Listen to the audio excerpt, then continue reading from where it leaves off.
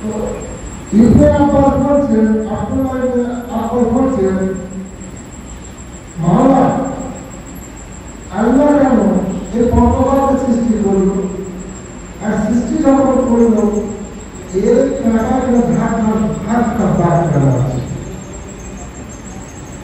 পরিমাণ হাসান আলাইহিস প্রশ্ন করলেন, আব্দুল্লাহ তুমি বলো এই পৃথিবীতে ভূখণ্ডে কোন জিনিসকে আল্লাহ তাআলা ফালতু সৃষ্টি করেছে? কোন একটি প্রাণী পশু পক্ষী যা কিছু আছে আল্লাহ তাআলা সৃষ্টি করেছে, কোনটি ফালতু সৃষ্টি করেছে, বেকার সৃষ্টি করেছে? তো বলছেন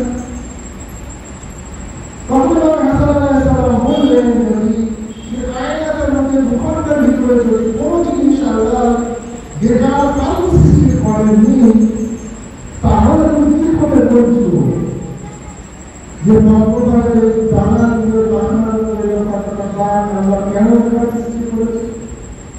তুমি কি দেখবে না এই পৃথিবীতে কত রকম পশু পক্ষী আছে, নিজস্ব জায়গা আছে, কিন্তু সব মানুষের উপকারের জন্য সৃষ্টি করেছে। আল্লাহ তো আল্লাহই আছে, আল্লাহ যদি ওয়াদা না করে আল্লাহ কোনো যায় আসে না। তখন এই যে আপনার সওয়ালের জবাবে ইমাম হাসান আলাইহিস সালাম বললেন, হে আব্দুল্লাহ শোনো, আল্লাহ তাআলা যে কায়নাতের ভিতরে কিছু উদাহরণ সৃষ্টি করে রেখেছে, কিছু জিনিস আছে একই জিনিস কখনো নেগেটিভ বলে ঘোষিত হওয়ার অবশ্যই নেগেটিভ কখনো আজাবে পরিণত হয়ে যায়। কিন্তু আমরা সেখানে উদাহরণ দিয়ে বোঝাতে চাচ্ছেন এই যে পর্বপাল, এই যে পর্বপাল তুমি দেখছো, কখনো কখনো এই পর্বপালের দ্বারা আল্লাহ তাআলা খাওয়ার ব্যবস্থা করে, রিজিকের ব্যবস্থা করে, রুজির ব্যবস্থা করে। হয়তো আমরা শুনেছি যে যখন জানালে সুলাইমান নবী কায়নাতে সবাই তালাক করেছিল, কি করবে না খেতে দেবে, কিন্তু জানালে সুলাইমান নবী কি করে না পর্বতকে ধরে সমুদ্রে ঢেলে দিয়েছিল যে খাও, গোশত হতে পারে কিন্তু সুরমা হবে না, সুরকম হবে না।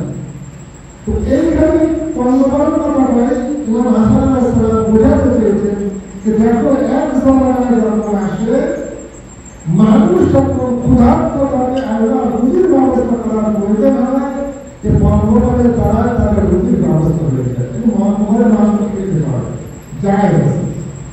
আবার কখনো কখনো আল্লাহ তাআলা এই ভূখণ্ডের ভিতরে মানুষের উদাহরণস্বরূপ আযাব দেওয়ার জন্য পর্বতকে পাঠায়। অর্থাৎ শুনেছেন ছোট মানুষের মানবতার বদলে পর্বত এসে বড় ক্ষতি করেছে, যে বাস্তবে যখন পর্বতমাল যারা পরিচালনা করি ওই পর্বতমাল যখন কোন এলাকা যায় হাজার হাজার বিঘে জমি ফসল ভাত খেয়ে চাষবাস করে দেওয়া, অর্থাৎ এটা মানুষের জন্য এখন রাখা করেনি, নেগেটিভ করেনি, বরং এখন মানুষের জন্য আযাবে পরিণত হয়ে গেছে। কি হয়েছে না আযাবে পরিণত হয়ে গেছে।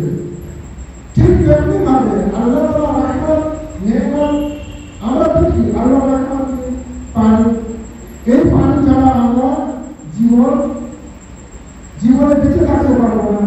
আবার এই পানি মানুষের কাছে রক্ষাপূর্ণ হয়, যখন আমাদের সমাজ মানে হিন্দু ভাইরা আছে তারা সমুদ্রে যান নদীতে যান পানিকে দেবতা বলে পুজো থাকে, কিন্তু আবার আমরা ভাবি যে মানুষের জীবন বাঁচানোর জন্য পানির প্রয়োজন, গাছপালা থাকার জন্য পানির প্রয়োজন, আবার এই পানি কখনো কখনো রাহমতের জায়গায় আযাবে পরিণত হয়ে যায়।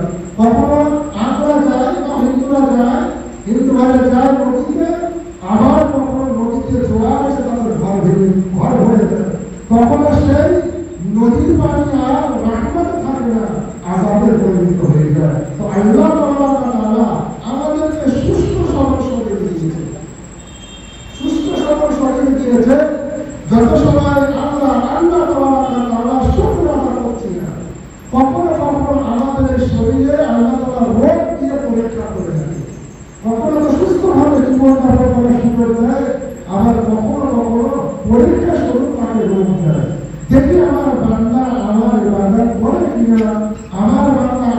দিকে তাকায় কিনা, আমার বাচ্চা আমার দিকে আমাকে গুরুত্ব দেয় কিনা, আমি তাকে হাজার হাজার নির্মাণ দিয়েছি, তার বিনিময়ে আমি যে একটু আমার ইবাদত করে, সে আমার ইবাদত করে কিনা, সে আমার রুজি খাওয়ার পর সে আনন্দ বলে কিনা, আমার রুজি খাওয়ার আগে বিসমিল্লাহ বলে কিনা, সে আমার একটি রুজি আমার পাশে শুক্রের খোদা করে কিনা।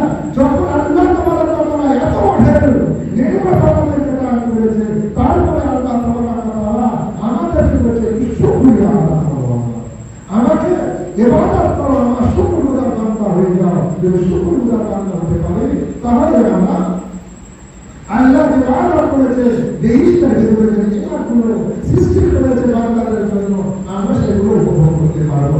নইলে আল্লাহ তাআলা জাহান্নাম সৃষ্টি করেছে, জাহান্নামে যেতে হবে।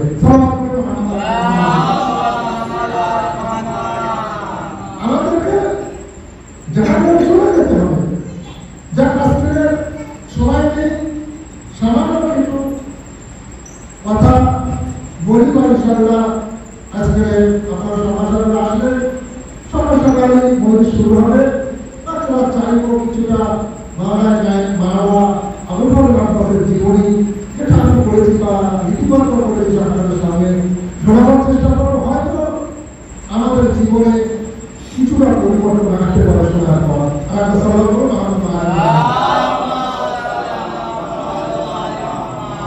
আমরা বাবুল হাওয়াজ কাকে বলি? মাওলানা আব্বাস।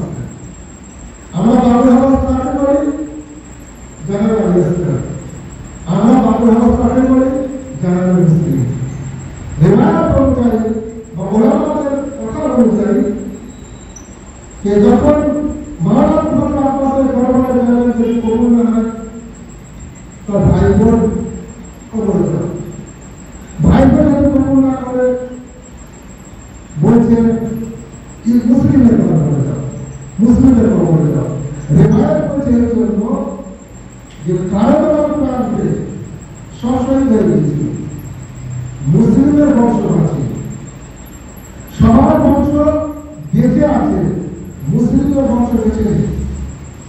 মুসলিমের 4টি সন্তান ছিল, 4টি শহীদ। আর যখন মুসলিম আলাইহিস সালাম শহীদ হয়েছিলেন, যখন ইমাম হোসেন আলাইহিস সালামকে শহীদ করে মুসলিম আসসালামু আলাইকুম রাহমাতুল্লাহ বলেছিলেন, তখন জানাবে মুসলিমের কাছে মুসলিমের নিয়েছিল।